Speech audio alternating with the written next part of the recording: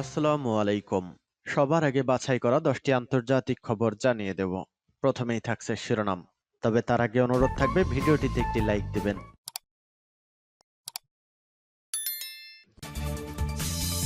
সংবাদের শুরুতে জানিয়ে দিব সংবাদ শিরোনাম। আরও বড় বিক্ষোভের মুখে পড়তে পারে ইরান। এরপর জানিয়ে দিব ইউক্রেনে মার্কিন F-16 ভূপাতিত।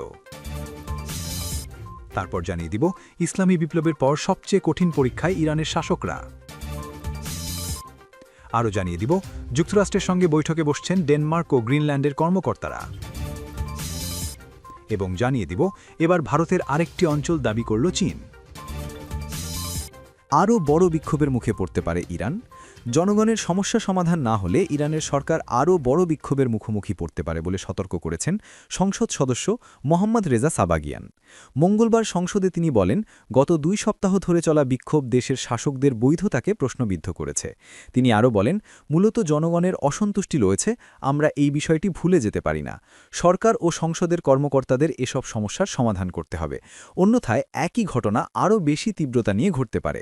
সাবাগিয়ান ইরানের মধ্যভূমি অঞ্চলের প্রদেশ ইয়াজদের কেন্দ্রীয় অংশের কয়েকটি জেলার প্রতিনিধিত্ব করেন। এদিকে যুক্তরাষ্ট্র ভিত্তিক মানবাধিকার সংস্থা human rights activists news agency HRN দাবি করেছে, গতকাল সোমবার রাত পর্যন্ত তারা 646 জনের মৃত্যুর খবর পেয়েছে। এর মধ্যে 505 জন প্রতিবাদকারী, 113 জন সামরিক ও নিরাপত্তা বাহিনীর সদস্য। এছাড়া সাধারণ ব্যক্তি রয়েছেন 7 জন। সংস্থাটি আরও জানায়, বিক্ষোভ শুরুর পর থেকে 10,721 জনকে গ্রেপ্তার করা হয়েছে।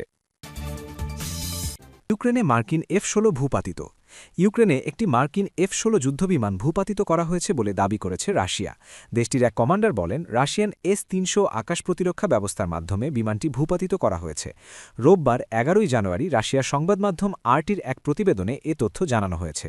রাশিয়ার রাষ্ট্রীয় টেলিভিশন চ্যানেল রাশিয়া 1-এ সম্প্রচারিত এক সাক্ষাৎকারে সেভের কলসাইনধারী ওই কমান্ডার বলেন, ইউক্রেন পরিচালিত এই F-16 বিমানটি ছিল তার ইউনিটের জন্য সবচেয়ে আকর্ষণীয় লক্ষ্য। তিনি বলেন, S-300 ব্যাটারি থেকে 2টি ক্ষেপণাস্ত্র নিক্ষেপ করা হয়। প্রথম ক্ষেপণাস্ত্রটি বিমানটিকে ক্ষতিগ্রস্ত করে এবং দ্বিতীয়টি চূড়ান্ত আঘাত হানে। এই অভিযানের জন্য আমাদের দীর্ঘ সময় ধরে প্রস্তুতি নিতে হয়েছে। আমরা বিমানটির গতিবিধি পর্যবেক্ষণ করছিলাম এবং আগেই অনুমান করেছিলাম। শত্রুপক্ষ দাবি করত এই বিমানগুলো ধ্বংস করা যায় না, কিন্তু বাস্তবে দেখা গেল এগুলো অন্যগুলোর মতোই আকাশ থেকে পড়ে। RT জানিয়েছে, তিনি ঘটনাটি ঠিক কবে ঘটেছে সে বিষয়ে কোনো নির্দিষ্ট সময় উল্লেখ করেননি।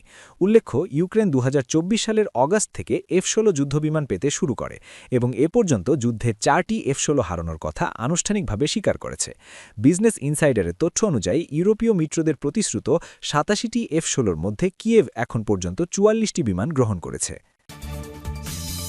ইসলামী বিপ্লবের পর সবচেয়ে কঠিন পরীক্ষায় ইরানের শাসকরা। 1979 সালের ইসলামী বিপ্লবের পর এখন সবচেয়ে কঠিন চ্যালেঞ্জের মুখে দাঁড়িয়ে ইরানের শাসক গোষ্ঠী। এই সংকট মোকাবেলায় তারা নজিরবিহীন ব্যবস্থা নিয়েছে। তারা দেশজুড়ে কঠোর নিরাপত্তা অভিযান চালাচ্ছে এবং প্রায় পুরোপুরিভাবে ইন্টারনেট বন্ধ করে দিয়েছে। এর আগের কোনো সংকটেই তাদেরকে এমনটা করতে দেখা যায়নি। দেশটির যেসব সড়কে কিছুদিন আগেও সরকার বিরোধী স্লোগানের গর্জন শোনা যাচ্ছিল, সেগুলো এখন ধীরে ধীরে শান্ত হয়ে আসছে। BBC পার্সিয়ানকে তেহরানের এক বাসিন্দা বলেন, শুক্রবার ইরানের পরিস্থিতি ছিল ভয়াবহ। সেদিন অবিশ্বাস্য রকমের ভিড় ছিল আর ব্যাপক গোলাগুলির শব্দ শোনা গিয়েছিল, কিন্তু শনিবার রাত থেকে পরিস্থিতি অনেকটাই শান্ত। একজন ইরানি সাংবাদিকের ভাষায়, এখন রাস্তায় নামা মানে মৃত্যুকে আহ্বান করা। ইরানের এবারের সংকট শুধু দেশের ভেতরের বিক্ষোভেই সীমাবদ্ধ নেই, এর সঙ্গে যুক্ত হয়েছে বাইরের চাপও।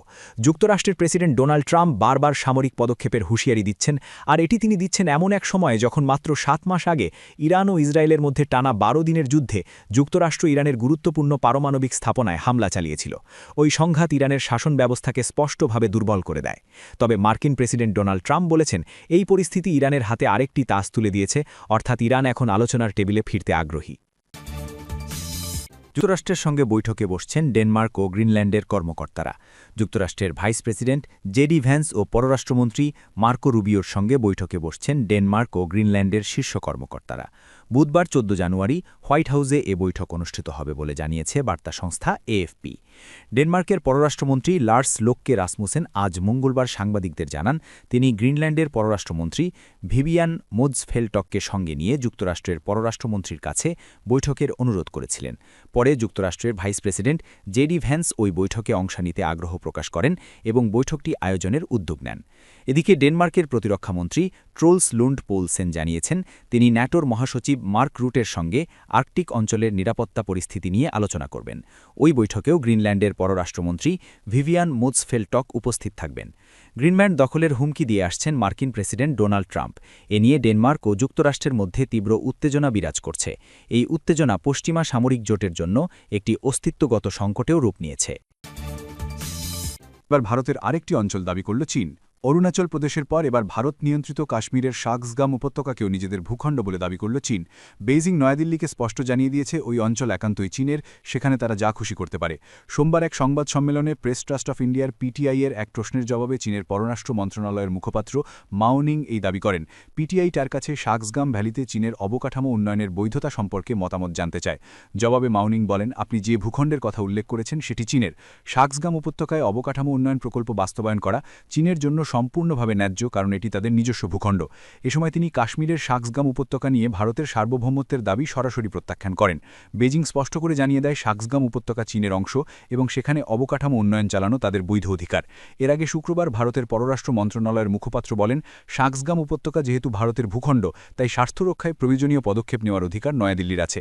এ সময় তিনি জানান, ১৯৬৩ সালে চীন পাকিস্তান সীমান্ত চুক্তিকে কখনো স্বীকৃতি দেয় না ভারত।